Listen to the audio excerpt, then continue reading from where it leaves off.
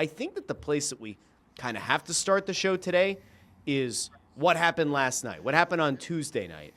Flyers get their teeth kicked in 7-2 on the road against Scott Lawton and the Toronto Maple Leafs.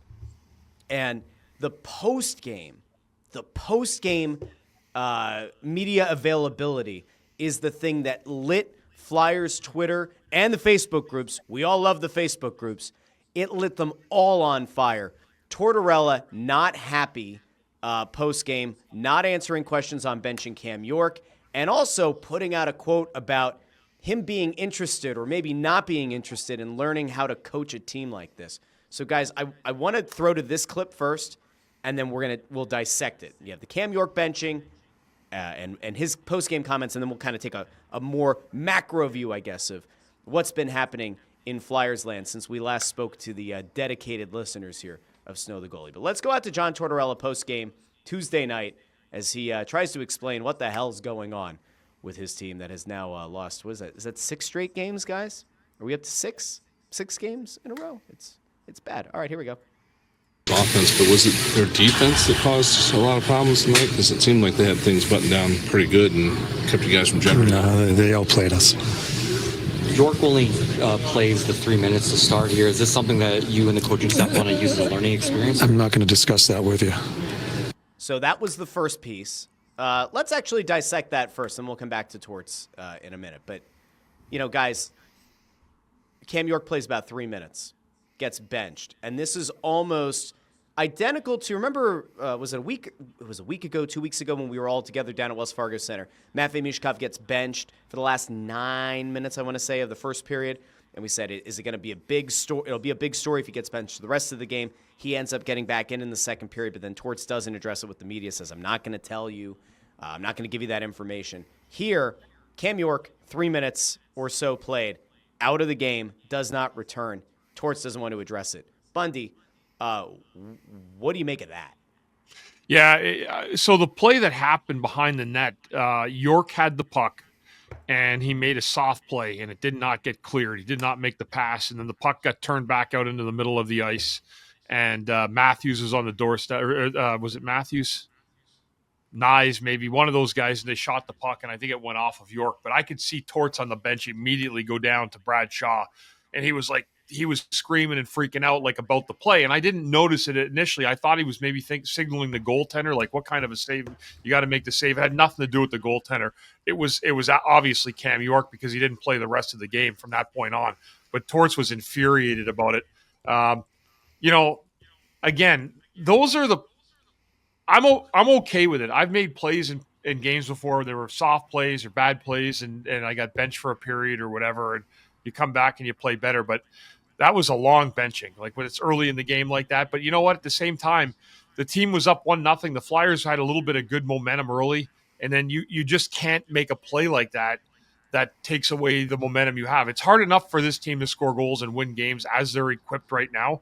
So when you have a situation where you make a soft play and the puck ends up in the back of your net, they've probably been going through a few things like this, talking about it over several days, like making better plays with the puck, making harder plays with the puck behind your own net. And when he didn't do it, I think Torts just said, you know what, sit him. I'm not watching this. I don't want to deal with it tonight. And I think that's just exactly what happened. So he was relegated to the bench for the rest of the evening. That puts a lot of pressure on the other 5 defensemen because you're rotating 5 guys instead of 6, and you don't really have your chemistry. So, but again, clearly frustration from Torts to Cam York. And I will say this, I think benching him was fine. I'm not sure what the whole game was. I would have been fine if you sat him for the rest of the period and spoke to him a little bit, unless you've already had these ongoing discussions often with him. But, it was not a good play. Did I think he should have ended up playing 3 minutes the rest of the night? No, I always like to think somebody has a chance to redeem themselves. But Torts was really fired up, and he was not happy about that play at all. And that's what relegated him to the bench the rest of the evening. Ant, did you take anything else away from it? What I take away from it, Russ, is that I think that the players have reached a tipping point. And some players, I shouldn't say all players, some players have reached a tipping point. And I wouldn't be surprised if Cam York is one of those guys. Kind of get the feeling that, when we had this conversation about him a few weeks ago, and he was asked about being a healthy scratch, he's like, "Oh, the coach doesn't tell me why. I'm out." So he publicly says that there's a lack of communication. That probably ruffles the feathers of the coach a little bit more, so that when a mistake like this happens, he's more inclined to say, "Screw it, you're benched for the entire game," as opposed to, "I'm going to sit you for a period and talk to you between periods," and then you go back out there and like Bundy said, try and redeem yourself.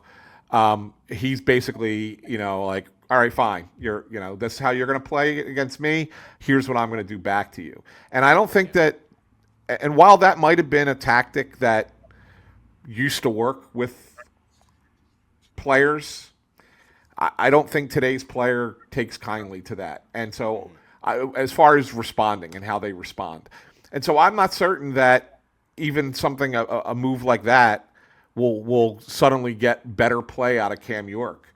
I think Cam York's just like had it with this guy, and I'm just going to continue to do my thing. And if he sits me, he sits me.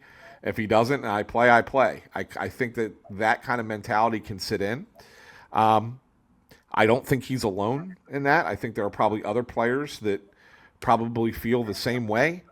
And, if that's the case, then it's something the Flyers have to look at, because a lot of what they've talked about over the past, 3 years, 2.5 years has been, the culture and the standard and getting that right. And it's important to get that right.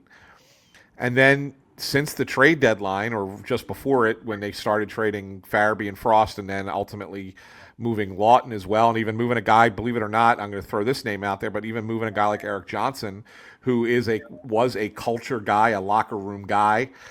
You took a lot of that culture away, and I wonder if you've heard it a little bit. And that part of the game, or that part of the team, is also kind of starting to rot away a little bit. And that makes the Flyers have to make a decision, which I know we'll talk about a little bit more as we get to the second part of the clip.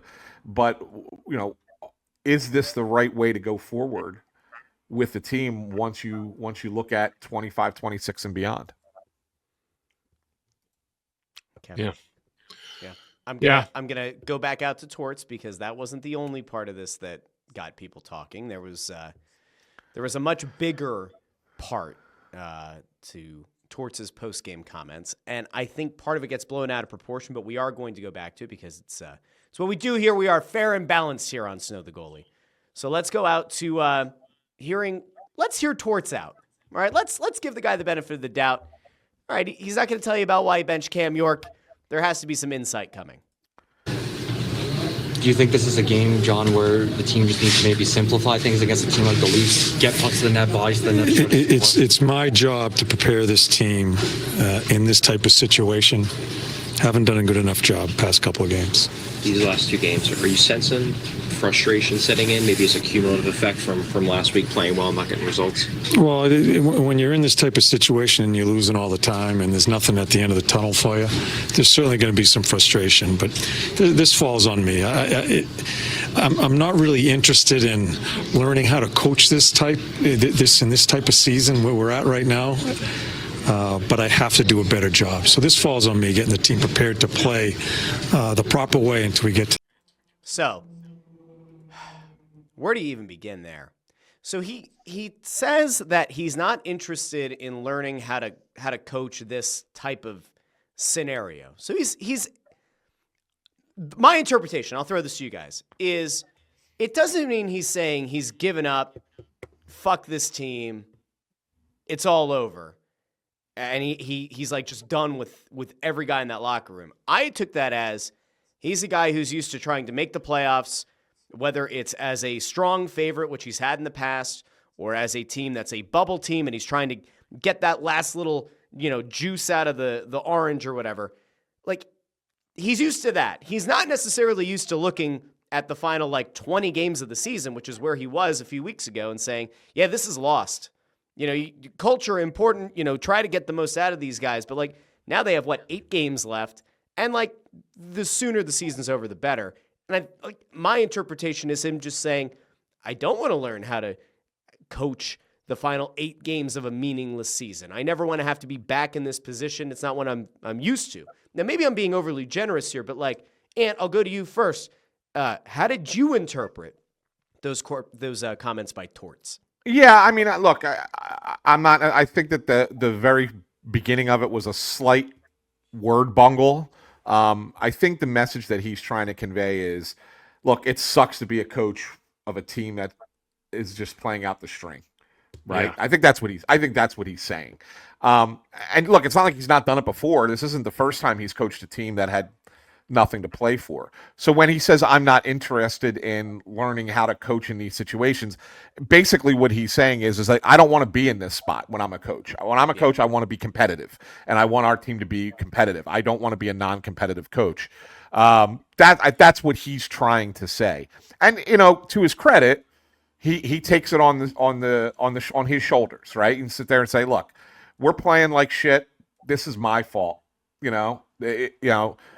He's kind of trying to not let it be on the players, but I think it rings hollow a little bit at this point. I mean, you've lost 12 of 14, and you could sit there and say, I haven't done a good enough job coaching, right? Okay, fine, that's all well and good, and fans be like, okay, good on you being accountable. But the reality of it is the players are just not doing what they're supposed to. They're not playing well.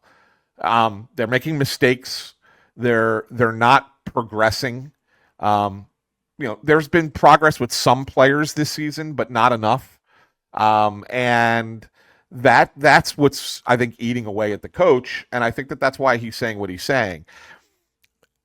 Again, this kind of leads to the question that the organization has to ask is, we know how important this offseason is going to be. Mm-hmm. And going into with the 7 high picks and the sudden influx of cap space, what are they going to do to try and make the team better? And part of that conversation has to be, if we're going to bring people in here starting next season, do we have to make a change at the coaching position? Because we can't have players not buying in to this. And I don't necessarily know if that means they're going to fire him. As I said on your show, Russ, I don't think that's a thing. I don't think that's a reality. Torts is one of the all-time winningest coaches in the NHL, and he's already said that this is probably his last ride in Philadelphia, is the last ride as a coach.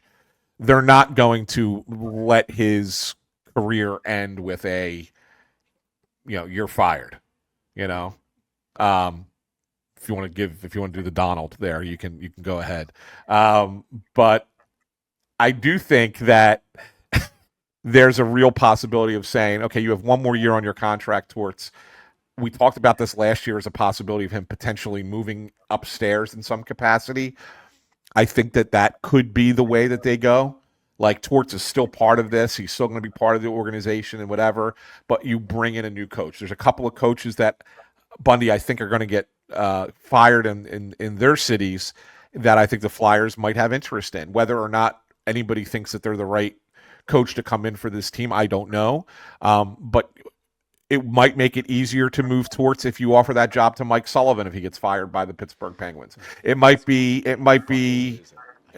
easier. Well, I mean, he's won a couple cups. I mean, with a good team. Yeah. I don't want to derail you. I'm trying to be very respectful, but fucking swear, if I have to listen to some more, I know this isn't just you, but if I have to listen, I am going to interrupt you now. If I have to listen to another fucking person on this planet tell me, oh, well, it's going to be a soft landing for John Tortorella if the job gets handed off to his buddy Mike Sullivan, I don't fucking care. They're the Philadelphia Flyers. They're not the Philadelphia Tortorellas.